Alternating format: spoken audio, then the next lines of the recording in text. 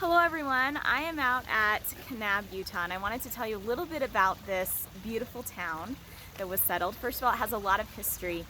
There is evidence of the Anasazi people being here, and then you have the Father Escalante, Father Dominguez expedition, the Spanish explorers who came through here, and then you have the Mormon pioneers who settled here. Now, Brigham Young was sending people into southern Utah to help convert the Paiutes to the LDS religion, and he sent people to Kanab. Now, Kanab was really out in the middle of nowhere. Even though the Utah Territory was really out in the middle of nowhere, Kanab itself, very much out in the middle of nowhere. It was cut off because of the Colorado River. It was a very rough place to get to. Obviously, there weren't any good roads to get here, so it was a hard place to be. But he did send people down here in 1864. Jacob Hamlin was the first one to come here to build up Fort Kanab. And he came here because Jacob Hamlin was good with working with the Paiute people. And Brigham Young knew that, and he wanted him to come down here and work with them. He also wanted a fort built because he wanted protection for his people.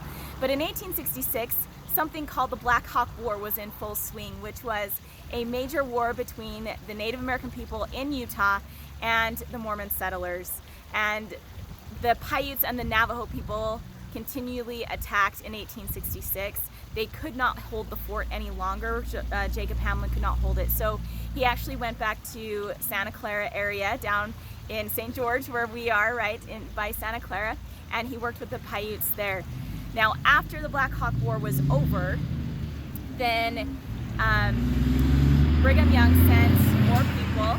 Brigham Young sent more people down here to Fort Kanab, and it was in 1869 that he sent more people here, and it was Levi Stewart and his family specifically, and then more people were also sent, and they were sent here to get the fort going again, hold it, and then as they built the town of Kanab, they would slowly move out of the fort. So the fort was here for protection, to help them live in it, and then also help try to convert the Paiute people, be missionaries, while they built the town of Kanab. Now, Kanab is actually a Paiute word that means place of the willows, because all of the willows that grow near the creek of Kanab, so Kanab Creek, that's why it's called Kanab, and it's a Paiute word. Now, in 1869, Levi was sent here. There were about 19 families living in the fort at the time, and it did really well for a year. But then in 1870, the fort burned down.